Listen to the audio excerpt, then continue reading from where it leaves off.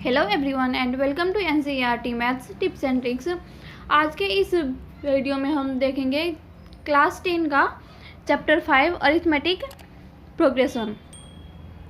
यहाँ पे हम इसे एक एग्जांपल के थ्रू समझने की कोशिश करते हैं कि एक्चुअल में अरिथमेटिक प्रोग्रेशन क्या है।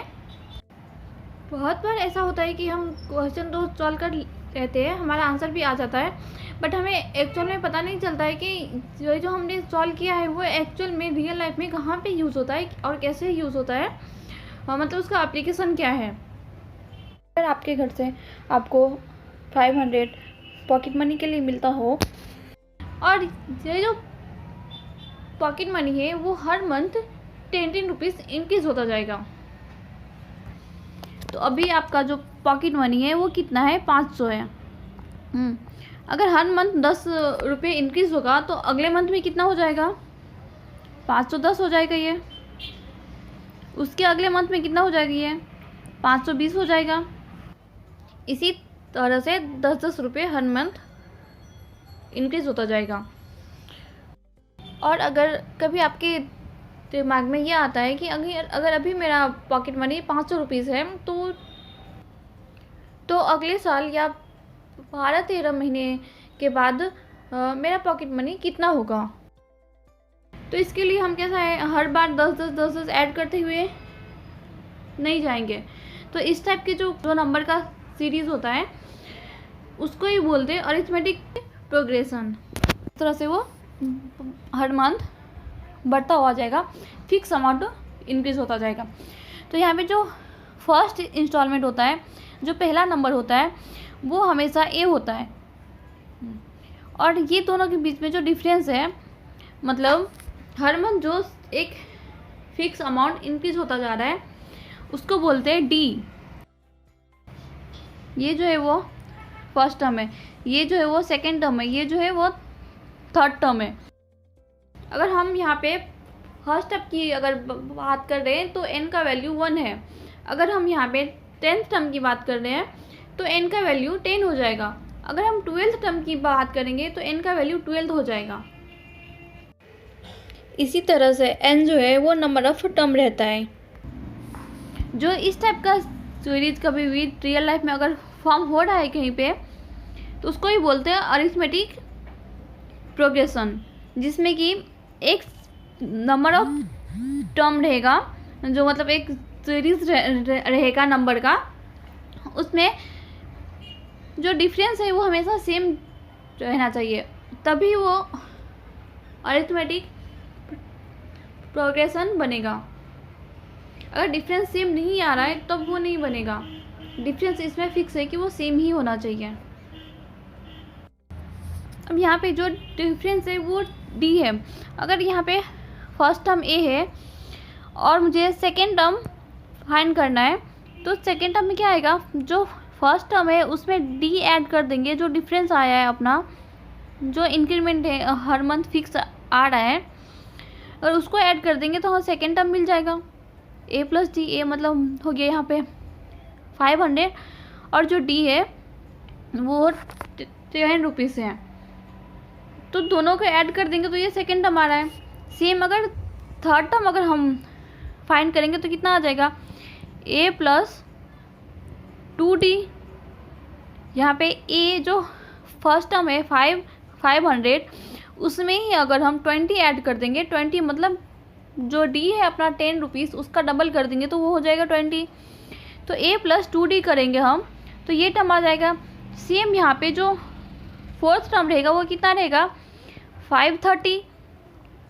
ये कैसे मिलेगा, a प्लस 3d करेंगे इसमें तो ये थर्ड टर्म आ जाएगा। सेम यहाँ पे जो सीरीज है आगे का वो कंटिन्यू होता जाएगा।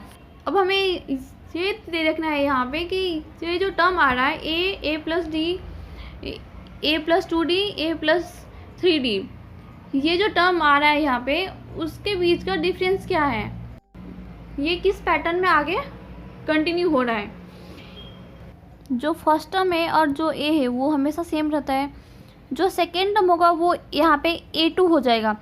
a2 का वैल्यू क्या है, a प्लस टी, या जो थर्ड टर्म है वो A3 हो जाएगा। A3 कितना हो गया, A प्लस 2D। जो थर्ड टर्म है, सॉरी, ये जो फोर्थ टर्म है वो कितना हो जाएगा, A प्लस 3D।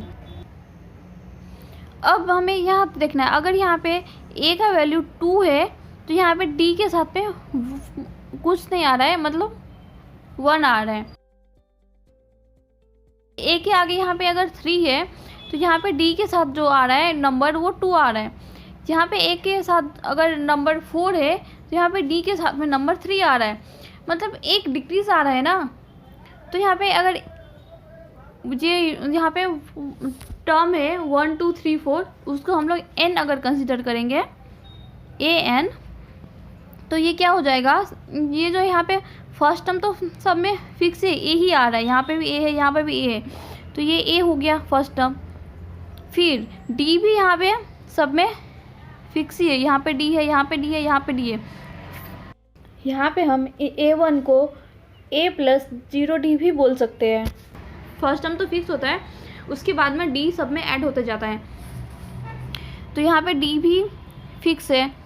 अब ये जो नंबर था जो एक कम आ रहा था, यहाँ से यहाँ पे 3 से 2 बन रहा था, 4 से 3 बन रहा था, ये कैसे बन रहा था, यहाँ पे जो वैल्यू है उससे 1 लेस आ रहा था। तो यहाँ पे कौन सा वैल्यू n है, मतलब n से एक लेस आएगा यहाँ पे वैल्यू, मतलब क्या हो गया, ये n-1 आएगा, n-1 आ जाएगा। यही है अरिथमेटिक प्रोग्रेशन का formula, number of terms find करने के लिए, या कोई पर्टिकुलर टर्म अगर फाइंड करना हो तो उसके लिए ये है उसका फॉर्मूला। यहाँ पे हमने जो फॉर्मूला डिराइव किया है वो क्या था, an इक्वल टू a प्लस n-1 इंटू डी। यहाँ पे जो an है वो पर्टिकुलर टर्म है, अगर हम सेकेंड नंबर पे कौन सा टर्म आ रहा है अगर उसकी बात करेंगे तो वो an हो जाएगा। लाइक वहाँ पे 500 था, 510 था, 520 था, तो ये सब जो है वो an हो गया। a जो है यहाँ पे वो फर्स्ट टर्म हो गया, n जो है वो यहाँ पे, ये n अगर यहाँ पे जिस टर्म की बात हो रही है वही n यहाँ पे भी है। फिर -1, पहले हमने देख लिया ये कि यहाँ पे जो भी टर्म रहेगा उससे एक लेस नंबर यहाँ पे आ रहा था d के साथ में, इसलिए हमने यहाँ पे जो भी n है उससे 1 सबट्रैक्ट करके लिखा है, और यहाँ पे d जो है वो कॉमन डिफरेंस है जो कि सब में सेम आएगा। अब हम नेक्स्ट हम एक्सरसाइज की शुरुआत करते हैं 5.1। यहाँ पे जो भी सिचुएशन दिया हुआ है उसमें जो नंबर इन्वॉल्व है उसका जो लिस्ट बनेगा नंबर का वो अरिथमेटिक प्रोग्रेशन है या नहीं है वो बताना है तो क्यों है और नहीं है तो क्यों नहीं है। अब इसके अंदर जो फर्स्ट क्वेश्चन है उसमें दिया हुआ है कि जो टैक्सी का फेयर है वो स्टार्टिंग के 1 किलोमीटर के लिए 15 रुपीज़ है, और उसके बाद हर एक किलोमीटर के लिए 8 इंक्रीज होता जाएगा। तो इसका सीरीज़ क्या बनेगा, स्टार्टिंग का जो 1 किलोमीटर है उसके लिए 15 फिक्स हो गया, उसके बाद नेक्स्ट नंबर क्या बनेगा, 15 में 8 ऐड कर देंगे तो नेक्स्ट 1 किलोमीटर का रेट आ जाएगा। तो ये कितना हो जाएगा, 15 प्लस 8 हो जाएगा, 23 हो गया, 15 प्लस 8। अब नेक्स्ट नंबर क्या बनेगा इस सीरीज़ का, 23 में अब 8 को ऐड करना है तो कितना हो जाएगा, ये 23 प्लस 8 31। उसके बाद अगर 8 और ऐड करेंगे इसमें तो कितना बन जाएगा, 8 और 1 9 और ये 3 39। इस तरह से सीरीज बनता जाएगा। अब ये जो नंबर यहाँ पे नंबर का सीरीज फॉर्म हुआ है, ये एपी है या नहीं है, ये कैसे पता चलेगा?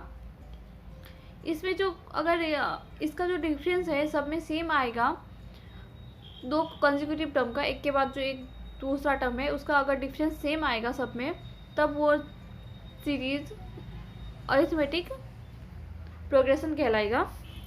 अब यहाँ पे भी ये फिक्स है, 8 है डिफरेंस, यहाँ पे भी 8 है, यहाँ पे भी 8 है, तो ये जो सीरीज़ है वो अरिथमेटिक प्रोग्रेशन है, फर्स्ट वाले हैं। अब सेकेंड चेक कर लेते हैं।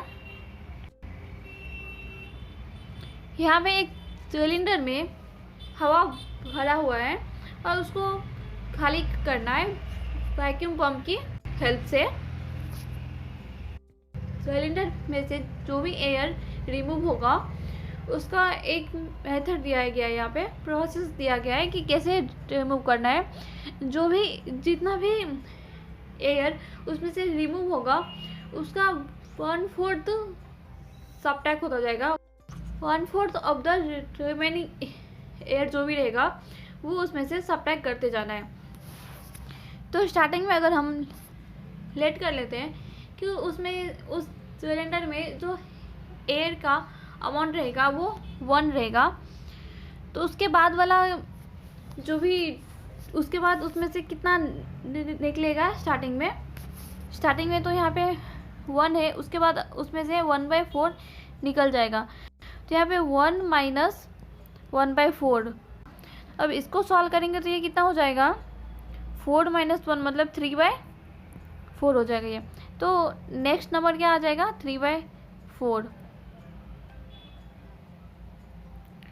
अब उसके बाद ये 3/4 का 1/4 वापस से सबट्रैक्ट होगा। ये रिमेनिंग यहाँ पे जो भी बचा है उसका 1/4 वापस से सबट्रैक्ट होगा। तो ये तो रहेगा यहाँ पे इसका 1/4, मतलब 3/4 तो फिक्स ही है, इसका 1/4।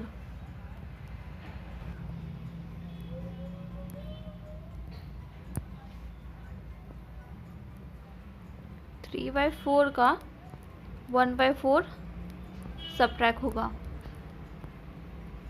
तो ये कितना हो जाएगा, यहाँ पे 3/4 तो रहेगा ही, यहाँ पे माइनस 3/16 हो जाएगा। यहाँ पे इसको सॉल्व करेंगे तो ये कितना आ जाएगा, 12 माइनस 3 मतलब 9/12 आ जाएगा यहाँ पे, सॉरी 9/16 आ जाएगा यहाँ पे। तो नेक्स्ट टर्म क्या आएगा, 9/16। तो इस तरह से नंबर डिक्रीज होता जाएगा।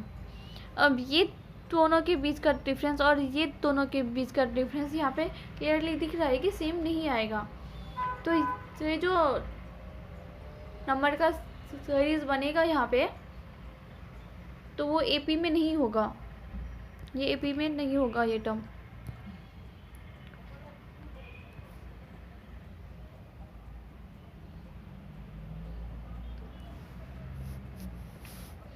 उसके बाद थर्ड वाले क्वेश्चन को चेक करते हैं। इसमें जो cost of digging of wall है ना, उसका जो कॉस्ट है वो 150 रुपीज़ लग रहा है स्टार्टिंग के फर्स्ट 1 मीटर के लिए। उसके बाद वो हर एक मीटर के लिए 50 रुपीज़ इंक्रीज होता जाएगा हर एक मीटर के लिए। तो स्टार्टिंग में जो कॉस्ट है 1 मीटर के लिए वो कितना है, 150 है। उसके बाद अगर एक्स्ट्रा 1 मीटर अगर डिग करना है तो उसमें 50 रुपीज़ और चार्ज ऐड करना पड़ेगा, तो ये कितना हो जाएगा, 200 हो जाएगा। उसके बाद नेक्स्ट 1 मीटर के लिए वापस से ये ऐड हो जाएगा 50 रुपीज़, तो ये 250 हो जाएगा। उसके बाद वापस से नेक्स्ट 1 मीटर के लिए 50 रुपीज़ ऐड हो जाएगा, तो ये 300 हो जाएगा। अब यहाँ पे क्लियरली दिख रहा है कि हर एक का डिफरेंस सेम है, यहाँ पे 50-50 ही आ रहा है। तो ये इससे जो भी एपी बनेगा तो इससे जो भी सीरीज बनेगा वो अरिथमेटिक प्रोग्रेशन रहेगा। अब लास्ट वाले चेक कर लेते हैं। इसमें क्या दिया है कि 10,000 रुपीज़ डिपॉजिट करना है बैंक में और उस पर हर साल 8% का कंपाउंड इंटरेस्ट लगेगा।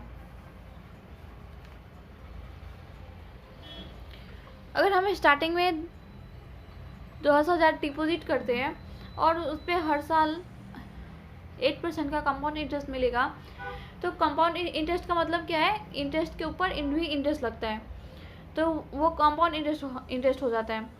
तो कंपाउंड इंटरेस्ट का अमाउंट कभी भी सेम नहीं होगा, क्योंकि वो चेंज होता जाएगा। अगर यहाँ पे एसआई की बात होती, सिंपल इंटरेस्ट की बात होती, तब वो हर साल सेम रहता। अगर अमाउंट सेम है तो हर साल इंटरेस्ट भी सेम ही आता। बट यहाँ पे कंपाउंड इंटरेस्ट की बात हो रही है, तो ये हमेशा हर साल इसका अमाउंट जो है वो बढ़ता हुआ ही जाएगा, तो इसका डिफरेंस कभी भी सेम नहीं आएगा, तो ये एपी नहीं बनेगा। लाइक एग्जांपल हम लोग यहाँ पे देख लेते हैं। अगर हम लोग 100 रुपीज़ डिपॉजिट कर रहे हैं, तो उसके ऊपर अगर रेट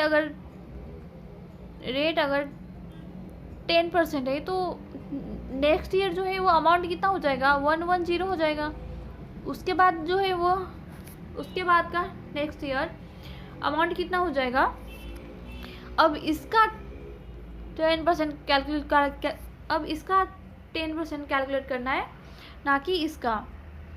तो 110 का 10% कितना आ जाएगा? 11 आ जाएगा। अब इसमें 110 में 11 को ऐड कर देना है, तो नेक्स्ट टर्म मिल जाएगा। ये कितना हो जाएगा? 121।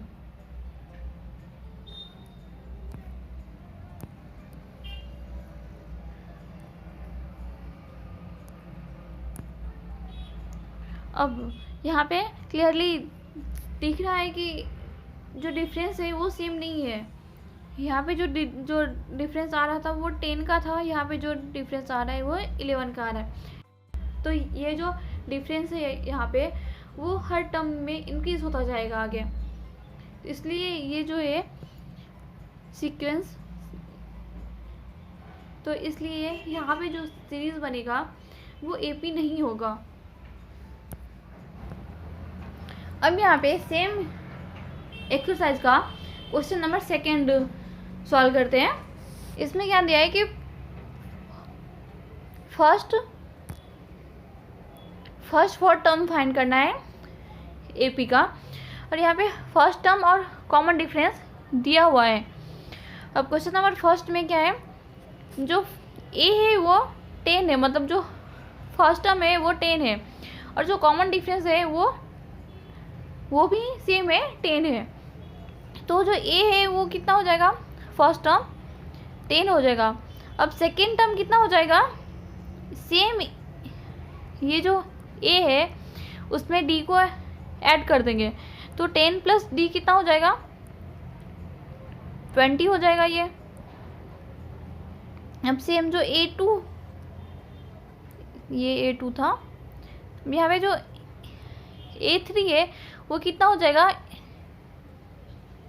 या तो आप A2 में D को ऐड कर दें तो A2 प्लस डी हो जाएगा, या फिर आप A में ही 2D को ऐड कर दें, तब भी आंसर सेम ही आएगा। तो यहाँ पे A2 कितना है? 20 है, उसमें D को ऐड कर दें। D यहाँ पे कितना है? 10 है, तो दोनों के ऐड करेंगे तो कितना हो जाएगा? 30 हो जाएगा क्या? अब ये टर्म क्या बन जाएगा? फर्स्ट 4 टर्म फाइंड करना है ना, तो एक टर्म और बच गया है। A4 कितना हो जाएगा यहाँ पे? A3 प्लस D, तो A3 यहाँ पे कितना है? 30 प्लस D यहाँ पे कितना है? 10 है, तो ये 40 हो गया। तो ये जो AP बना है वो कितना बना? 10 बना, 20, 30, 40, सेम आगे कंटिन्यू होता जाएगा।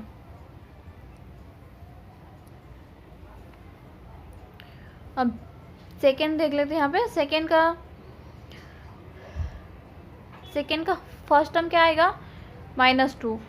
सेकेंड टर्म क्या आएगा? ये A2 में D को ऐड करना है, तो D तो यहाँ पे 0 है, तो अगर 0 ऐड करेंगे तो -2 ही रहेगा ना। आगे उसके बाद भी अगर 0 ऐड करेंगे तब भी वो -2 ही रहेगा, तो वो टर्म सेम ही रहेगा, हर एक टर्म उसका सेम ही रहेगा, तभी तो उसका जो डिफरेंस है वो दोनों के बीच का वो 0 ही आ रहा है। तो ये जो है वो सेकेंड वाले का है।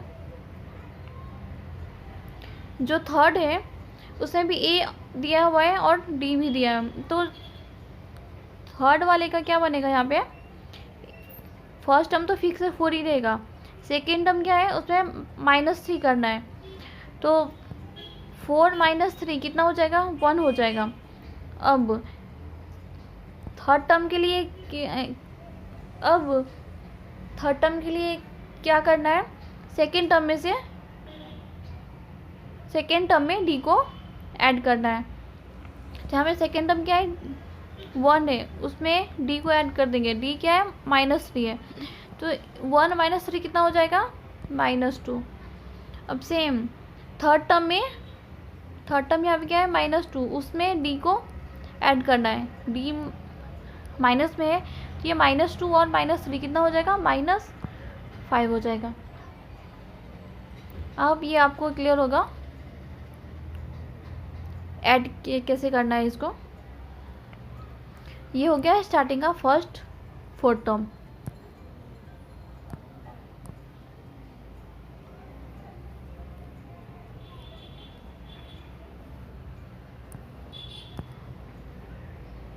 अब क्वेश्चन नंबर 4 के लिए, इसमें जो फर्स्ट टर्म है वो -1 रहेगा, सेकेंड टर्म जो रहेगा उसमें D को ऐड कर देना है, तो इसमें D को ऐड कर देंगे तो कितना हो जाएगा, ये -1 + 1/2, तो ये कितना हो जाएगा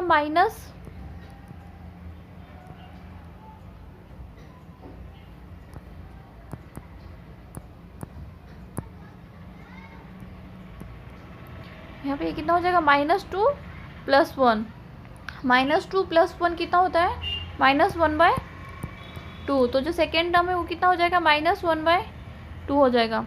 जो थर्ड टर्म है वो कितना हो जाएगा, उसमें भी D ऐड कर देंगे, D कितना है 1/2 है, तो -1/2 -1/2 ये कितना हो जाएगा,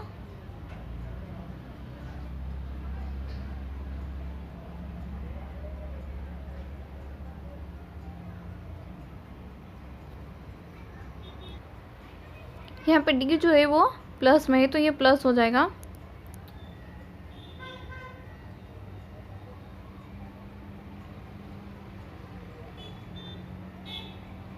ये यहाँ पे माइनस में है, तो इसको सॉल्व करेंगे तो कितना, ये तो कट जाएगा, दोनों सेम नंबर है और एक प्लस में है एक माइनस में है, तो जो थर्ड टर्म है वो कितना हो जाएगा, 0 हो जाएगा। उसके बाद जो फोर्थ टर्म है वो कितना हो जाएगा,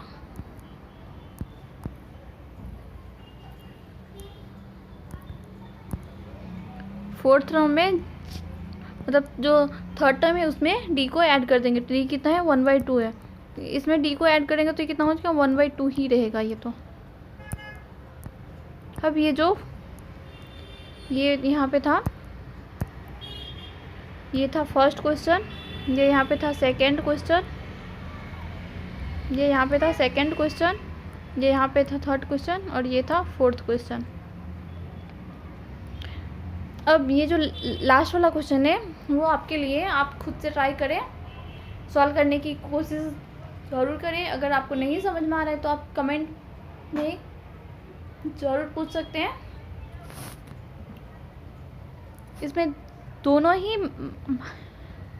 दोनों ही माइनस में है, इस बात का ध्यान जरूर रखें। अब जो बाकी का क्वेश्चन है वो हम नेक्स्ट जो बाकी का क्वेश्चन है वो हम नेक्स्ट वीडियो में देखेंगे। तो अब तक के लिए आप चैनल को लाइक एंड तो अब तक के